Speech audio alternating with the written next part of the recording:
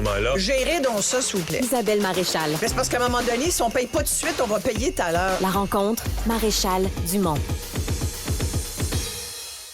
Bonjour Isabelle. Bonjour Mario. Alors, tu nous parles de prix de la nourriture. Hier, les grands de l'alimentation, les géants canadiens de l'alimentation étaient convoqués à Ottawa.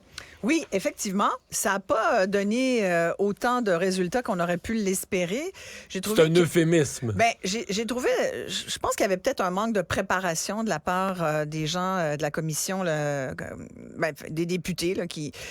Puis je t'entendais là-dessus, il y a eu André Boulris qui a quand même eu des bonnes phrases là, quand il disait que les consommateurs c'est de la démagogie, se font plomber. c'est ça. Puis quand il dit c'est comme le renard qui gère le poulailler, je trouvais que l'image était bonne quand même.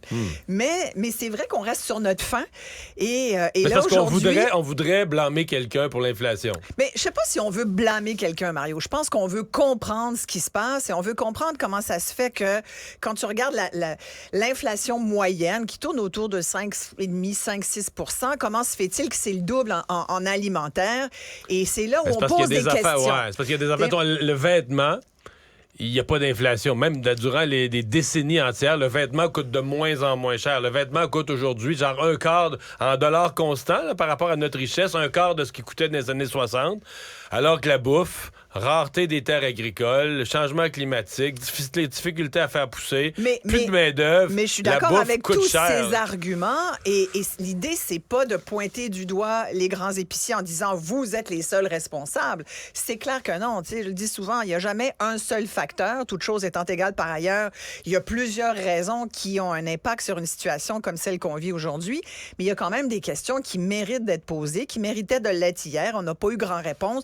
Puis sincèrement, moi, quand je vois des grands patrons corporatifs comme ça, parce que ce sont des multinationales aujourd'hui, tu sais, profession épicier, je veux bien, mais il va falloir le démontrer que c'est vraiment ça que tu as dans le cœur. Hier, on n'a pas fait venir les multinationales, on a fait venir les 3 Canadiennes. Les 3 Canadiennes, alors voilà. Que mais c'est des deux multinationales, pareil. Ben, celles-là sont canadiennes. C'est des grandes corporations canadiennes. Oui, mais les vraies multinationales qui sont... Walmart. C'est Walmart puis Costco. Voilà. Eux, ils ont pas convoqués. Non, mais étonnamment, tu vois, quand tu regardes les prix, Costco, les gens vont te le dire. Moi, je vais pas particulièrement chez Costco, mais je connais plein de gens qui y vont et qui vont dire c'est meilleur prix. Ça m'est arrivé. Surtout la meilleure qualité, plus que le prix. Ben, tu sais, par exemple, pour le saumon, par exemple, sans faire de la pub, sincèrement, le saumon, il est vraiment moins cher qu'ailleurs. Tu sais, puis dernièrement, je t'en avais fait d'ailleurs une chronique là-dessus, j'ai vérifié des prix d'une bannière à l'autre et il y a quand même certaines différences. Tu sais, je trouve que... Alors, il y a ça, il y a ces questions-là. Je pense qu'il faut regarder l'ensemble du marché. Puis hier, je me disais, comment ça se fait qu'on n'a pas sorti des études? Parce qu'il y a quand même des experts, économistes et actuaires qui ont regardé la situation déjà l'année dernière, qui se sont intéressés à la chose en alimentaire, mais dans la question des biens et services, à savoir quelle partie de l'inflation est due au profit des corporations canadiennes.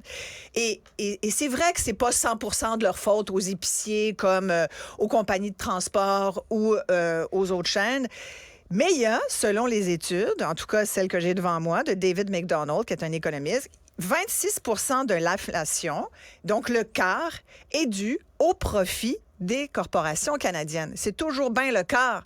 Moi, j'aurais aimé hier qu'on fasse une espèce d'effort pour dire, effectivement, mais tu sais, évidemment, ça demanderait beaucoup d'humilité pour dire, on aurait aimé faire plus, on n'a pas été en mesure de le faire. On va essayer de faire mieux. Moi, j'aime toujours cette posture-là. Ce que j'ai vu, là, c'est des gens payés des millions qui ont eu oh mon Dieu, j'allais dire un gros mot, qui ont eu des profits, mais qui ont fait des profits comme mais juste là. Mettons, Métro, il n'y a pas eu d'augmentation des profits. Bien, sincèrement, ils ont tous fait des marges de profit, ils ont tous augmenté leurs marges. Puis je vais t'expliquer comment. Profit de Métro, mettons, là, j'ai les 4 dernières années, 3,3, 3,5, 3,6, 3,8. C'est une progression linéaire. Là, ils nous enflent avec en nous disant, on n'a pas augmenté, nos marges restent les mêmes. En fait, écoute, je me suis fait expliquer par un spécialiste en alimentaire et la façon dont ils nous présentent ça, c'est que dans le fond, ce qu'ils ont fait, tu sais, quand ils disent on n'a pas augmenté les prix à outrance, en fait, ce qu'ils ont fait, et c'est là où ils font l'argent, je veux dire, c'est documenté. Ils n'ont jamais eu autant de profits que l'année dernière. C'est marqué... L'Oblat. L'Oblat et les grands épiciers, il n'y a pas que l'Oblat. Bref, regarde. Mais ce qu'ils ont fait, c'est qu'ils ont appliqué les mêmes pourcentages de marge bénéficiaire sur les hausses de produits imposées par leurs fournisseurs. Alors, c'est sûr qu'ils ont fait l'équivalent en profit de la hausse des produits. Après, est-ce qu'ils sont les seuls? Moi, je pense que tout le monde a tiré la couverte. Autant les distributeurs qui prennent une marge importante sur les produits alimentaires, hein, que quand ça part du producteur pour aller et que c'est distribué dans les camions transporteurs, les distributeurs, tu as un autre. Tu sais, des fois, là, tu fais un produit, là, on va prendre l'exemple d'un jus, tu sais, pour le fun, un exemple que je connais bien. Un jus que toi, comme producteur, tu fabriques qui te coûte $1, tu le vois dans la tablette, tu dis, voyons, comment ça fait qu'il est 3,50, 3,99, 4,99. Comment se fait-il? C'est qu'à chaque étape, quelqu'un qui tire la couverte puis qui se prend un 20, 25, 30. Fait que moi, des profits, quand je vois des marges comme celle-là, je me dis... Moi, sincèrement, j'aimerais qu'on puisse aller dans leurs livres et qu'on regarde vraiment. D'ailleurs, dans les études dont je te parle, une des recommandations des experts, c'est de dire qu'il faudrait plus de transparence de la part des grandes corporations, incluant les épiciers. Et ça se peut qu'ils aient fait plus d'argent, ils disent, dans les pharmacies, les cosmétiques, c'est sûr. Tu sais, je nie pas ça. Mais en alimentation, il y a quand même une situation qui plombe le budget des ménages. Et tu sais, aujourd'hui, il y avait plein de nouvelles qui ressortaient encore. Il y a eu une étude qui vient de sortir là, d'une association de courtiers hypothécaires qui dit qu'il y a 67 % des Canadiens qui pensent aujourd'hui ne jamais pouvoir s'acheter une maison. Je t'en parlerai peut-être demain. Mais ça, c'est un autre problème. Oui, ça, et là, ce que ça veut dire, c'est qu'il y a une immense inquiétude qui est anxiogène pour les ménages. Et là, tu te dis, ben oui, on mérite d'avoir d'autres réponses que celle-là. Surtout que, tu sais, je te disais, profession épicier. C'est bien beau de faire des pubs là-dessus, mais c'est quoi le métier d'épicier? Quand ils nous disent on n'a pas été en mesure de négocier mieux, c'est pourtant ça leur métier. Le corps du métier d'épicier, c'est de dire tu as une clientèle, puis normalement, ta clientèle, tu veux lui faire plaisir. Tu veux obtenir des meilleurs prix pour elle. T'sais, comme toi, tu veux faire les meilleures entrevues pour tes auditeurs, puis moi, les meilleurs documentaires, puis les meilleures séries aussi. Ben eux, là, ils devraient avoir les meilleurs prix, obtenir les meilleurs produits pour que le client soit content et veuille revenir dans sa bannière. Là, ce qu'on a, c'est des gens qui disent, nous, c'est de même. Puis je vais te dire, moi, je suis assez bien placée pour en témoigner. Mon conjoint a été longtemps président de Danone Canada, après avoir été chez Danone France et autres Danone un peu partout sur la planète. Et il m'a confié, pas plus tard qu'aujourd'hui, parce qu'il a vu, évidemment, ce qui s'est passé, comment il se défendait, puis, tu sais, c'est pas de notre faute. T'sais. Et il m'a dit, c'est vraiment étonnant parce que quand je suis arrivée ici, au Canada, j'avais jamais vu ça, un pays où, finalement, les épiciers, les grandes chaînes d'alimentation négocient à peu près pas, ou en tout cas très peu, là, le prix avec leurs fournisseurs. Fait que toi, tu vends du yogourt, là, ou bien n'importe quoi d'autre, du fromage, ou des œufs, des céréales, puis toi, tu vas dire aux grands épiciers, voilà, c'est tant. Ah ouais, OK, tu le faire un petit peu moins cher? Pas vraiment. Ah, d'accord. Tu sais, je galège un peu. J'ai de la misère à croire que Walmart est comme ça, moi. Mais Walmart, sais-tu c'est quoi le secret de Costco et Walmart? C'est des marges beaucoup moins élevées. Mais là, c'est parce que là, nos géants, nous, il faut qu'ils compétitionnent avec eux. Là. S'ils vendent plus cher que Walmart, ils sont faits à l'os, ils vont mourir. Là. Je me demande si ça les dérange tellement. Je me demande si ça les dérange tellement parce que c'est comme un marché où le client, on n'a pas le choix de manger. On peut toujours décider de ne pas s'habiller. On peut se décider mais là, de... en 2022, les gens ont comparé les prix. Moi, j'ai jamais vu ça de ma vie. Là, les gens, et même à l'émission de Pierre-Olivier Zappa, tous les soirs, tous les jeudis, je parle le combat des circulaires. Tout à fait. Mais moi, je les fais, les circulaires. Puis moi, j'achète en spécial. Moi, j'achète en spécial. J'achète en spécial seulement. Puis je pense que la plupart des gens bien intentionnés, c'est ça qu'ils font. T'sais. Et c'est pour ça que... moi, je trouve ça intéressant qu'aujourd'hui, à Québec, on est demandé, là, il n'y a pas de travaux, ça va reprendre la semaine prochaine. On va voir là, s'il y aura véritablement cette commission, mais je pense qu'il y a d'autres réponses à aller chercher. Je trouvais ça intéressant de t'en parler aujourd'hui dans le contexte de la semaine. C'est la semaine anti-gaspillage alimentaire, parce qu'il faut quand même le dire, il nous reste du temps un peu. Je veux quand même te dire qu'au Canada, là, on jette pour plus de 2 millions de tonnes par année de bouffe. 30 à 40 % de ce qu'on achète. C'est épouvantable. Le tiers de notre assiette au Québec va dans la poubelle ou dans le compost. Mais t'es consciente que les gens Et surtout des fruits et des légumes. Non, mais les gens vont faire 3 épiceries pour faire leur épicerie, Ouais. pour économiser 25 cents la livre sur ça, puis une autre affaire, puis le sac.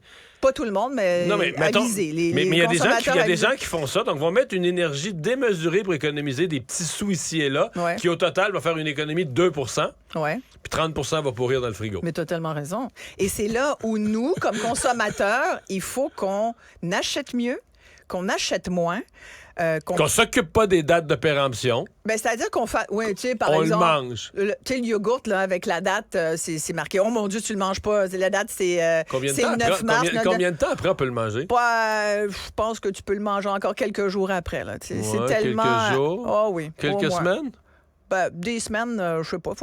J'appelle Thierry pour y Quelques redemander. mois? Mais non, des mois, non. Ben là, Des- moi, non. Des mois, franchement, du yogourt. Là. À un moment donné, ça va être rendu du Regarde fromage. regarde ton devant yogourt? toi, là. Devant moi? Ouais, Ouais. je suis vivant et en santé. Toi, tu manges ton yogourt qui est passé date depuis des mois? Ben oui. Mon Dieu. Puis Tu fais pas le ménage de ton frigo souvent? Ben non, mais l'autre jour, il y en avait d'oubliés, là. Genre, il était facilement plus de 2 mois. Il n'avait jamais été ouvert, par exemple. C'est pas un petit fond. Mon C'est Dieu, sûr c'est qu'un de la petit- faisselle rendue à ce stade-là. Ben non, on C'est jette. du fromage cottage. Non, il était parfait. Ah, ben peut-être. Écoute, tu dois avoir une bonne constitution. Mais c'est sûr, je suis pas malade. Mais non, mais c'est très bien. Mais remarque, c'est très bon à manger des produits laitiers. Mais c'est très bon manger des produits passés date. Ben, tu sais, je dirais pas aux gens, mangez donc des produits passés date, mais tu sais que pendant une certaine époque, c'est ça qu'on donnait aux gens qui étaient démunis. On envoyait. Ben moi, je suis tout, muni puis je mange tu sais. du passé date pareil. Ben ouais. Mais écoute, C'est tant que peut-être c'est pour pas de ça la que je suis viande, muni. tant que tu fais pas la même logique avec le poulet puis le steak haché. Mais Non, la viande, il t'sais, faut être plus prudent. Les fruits de mer aussi, Mais- puis tout ça, surtout quand c'est pas cuit. Là. Mais tu sais, j'ai calculé, ça équivaut à peu près à 200 kilos. Écoute, c'est 4 kilos dans la poubelle par ménage par semaine. Ça fait 200 kilos qu'on jette par année chacun. Là. Moi, ça, Pas ça moi. me...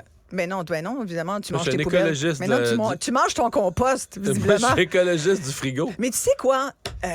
J'ai fait un documentaire sur la classe moyenne et j'ai rencontré une famille de 7 qui ont déménagé dans le bout de Wickham, là, dans le bout de Drummondville, sur une fermette et se sont mis à... Ils ont un immense jardin et tout. Eux, là, ils gardent tout ce qu'ils font dans le jardin, tous leurs légumes, les déchets de patates, tout.